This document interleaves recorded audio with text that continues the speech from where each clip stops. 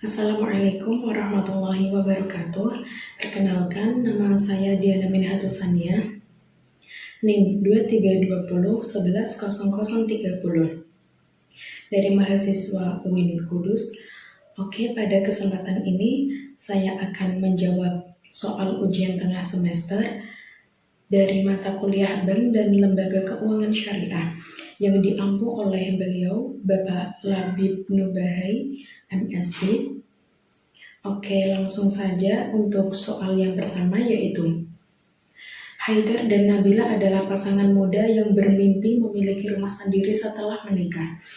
Setelah melakukan survei, mereka menemukan rumah impiannya di daerah Mejobo dengan harga yang lumayan fantastis, yaitu 500 juta. Sayangnya tabungan mereka hanya sekitar 100 juta yang tidak akan cukup untuk membeli rumah tersebut secara tunai. Akhirnya mereka datang ke BSI guna mendapatkan pembiayaan. Berdasarkan kasus di atas, akad apa yang tepat diterapkan agar mereka dapat memiliki rumah impiannya namun tidak terjerumus dalam hal ribawi? Jelaskan dengan alasan hukumnya. Oke, untuk jawaban soal yang nomor 1, yaitu dalam kasus Haidar dan Nabila yang ingin membeli rumah seharga 500 juta dengan tabungan mereka yang cuma 100 juta, akad yang paling tepat agar terhindar dari riba adalah akad murabahah. Apa sih akad murabahah itu? Akad murabahah adalah akad jual beli di mana penjual, dalam hal ini bank syariah, menyebutkan harga pokok barang dan margin keuntungan yang disepakati bersama pembeli atau nasabah.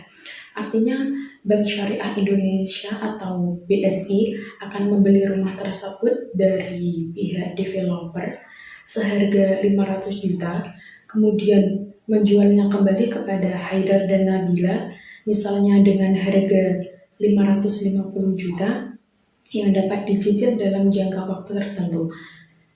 Dalam sistem ini, nasabah tidak berutang uang, tetapi membeli rumah secara cicilan dari bank, sehingga terhindar dari unsur riba.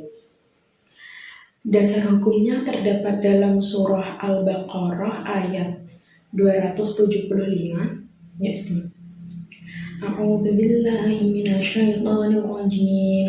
Bismillahirrahmanirrahim.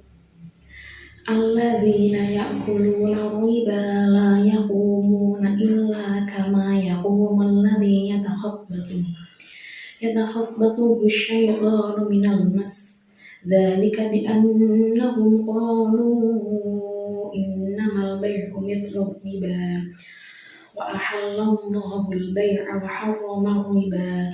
Faman ja'ahu maw'idhatun min rabbih fantaha falahu ma salaf wa amruhu ila Allah wa man 'ada fa ulaika ashabun nari hum fiha khalidun. Yang artinya orang-orang yang memakan riba tidak dapat berdiri kecuali seperti orang yang berdiri sempoyongan karena kesurupan setan. Demikian itu terjadi karena mereka berkata bahwa jual beli itu sama dengan riba, padahal Allah telah menghalalkan jual beli dan mengharamkan riba. Siapapun yang telah sampai kepadanya peringatan dari Tuhannya menyangkut riba, lalu dia berhenti sehingga apa yang telah diperolehnya dahulu menjadi miliknya dan urusannya terserah kepada Allah. Siapa yang mengulangi transaksi riba, mereka itulah penghuni neraka. Mereka kekal di dalamnya. Itulah ayat 275 tadi beserta artinya. Kemudian yang selanjutnya, ayat tersebut menjelaskan bahwa jual beli halal karena berdasarkan pada pertukaran manfaat nyata, sedangkan riba diharamkan karena menimbulkan ketidakadilan ekonomi. Selain dari ayat tersebut, juga ada fatwa DSN MUI nomor 04/DSN /MUI 4 2000 tentang murabahah juga memperbolehkan lembaga keuangan syariah menggunakan akad ini selama harga jual dan margin disepakati di awal serta barangnya halal dan jelas.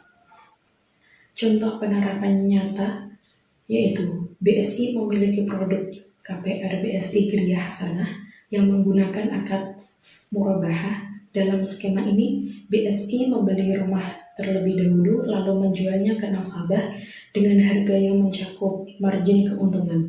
Dengan demikian, nasabah tahu persis berapa total yang harus dibayar tanpa ada bunga tambahan seperti di sistem konvensional. Keunggulan akad murabahah yaitu 1. Menghindari nasabah dari riba. Yang kedua, memberikan kejelasan harga dan margin sejak awal. Yang ketiga, menjaga keadilan antara bank dan nasabah.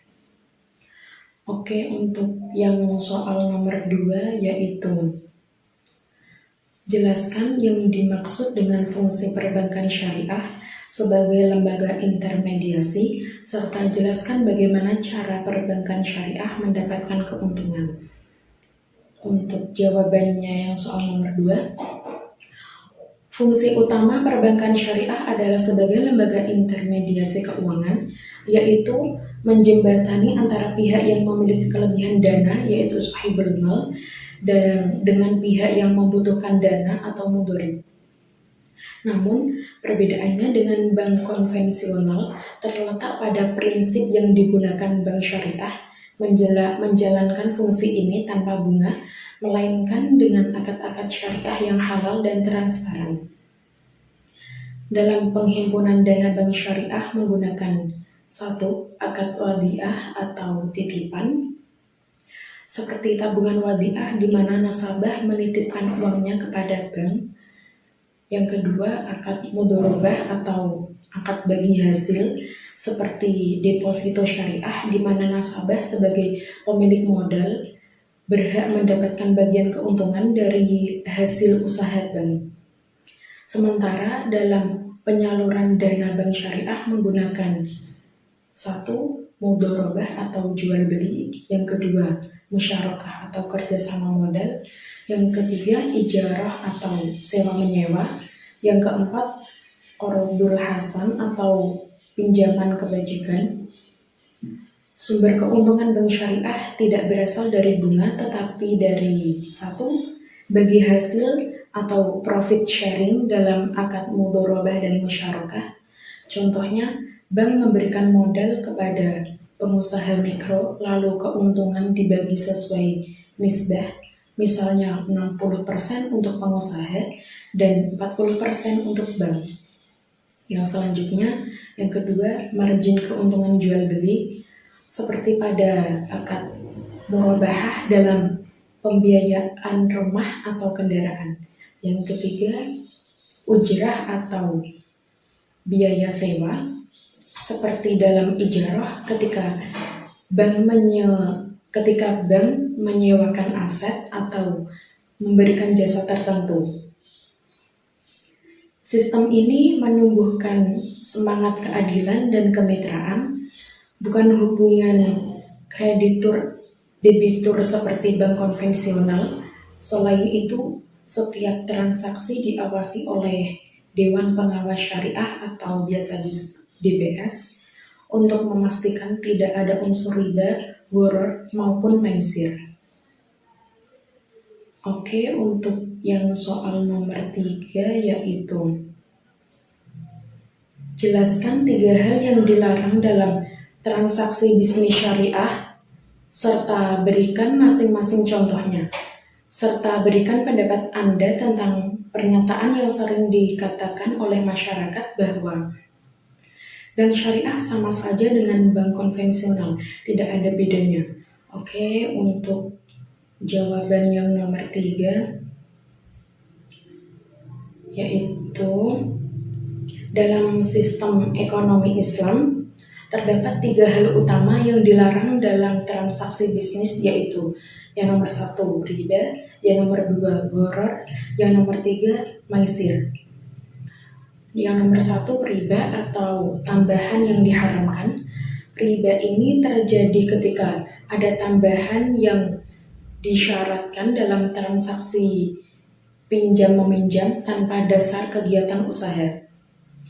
Contoh seperti bunga yang dibebankan oleh bank konvensional kepada kredit kendaraan bermotor. Misalnya ada seseorang meminjam uang 100 juta dan diwajibkan mengembalikannya 120 juta.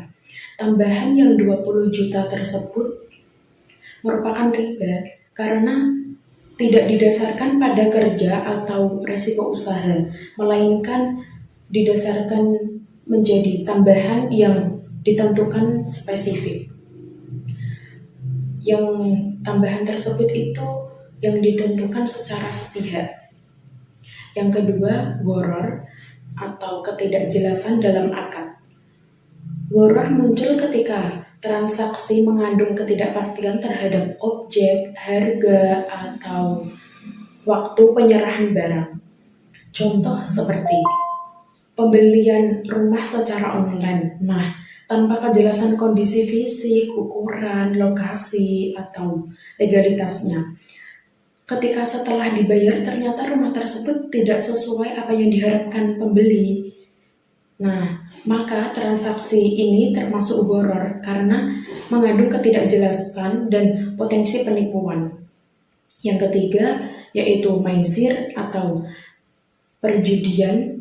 Maisir adalah setiap bentuk transaksi yang bergantung pada untung-untungan atau spekulasi tinggi. Contoh, praktik trading kripto jangka pendek atau tebakan harga tanpa analisis dan hanya berharap keuntungan yang instan. Aktivitas ini lebih menyerupai perjudian karena hasilnya sangat bergantung pada keberuntungan, bukan usaha yang nyata. Adapun mengenai anggapan bahwa bank syariah sama dengan bank konvensional, hal ini tidak benar secara prinsipil. Bank konvensional mendapatkan keuntungan dari bunga yang bersifat tetap, sementara bank syariah memperoleh keuntungan dari aktivitas ekonomi yang real, seperti jual beli, sewa, dan bagi hasil. Selain itu, setiap produk bank syariah wajib disetujui oleh tadi DPS atau Dewan Pengawas Syariah agar sesuai dengan prinsip Islam.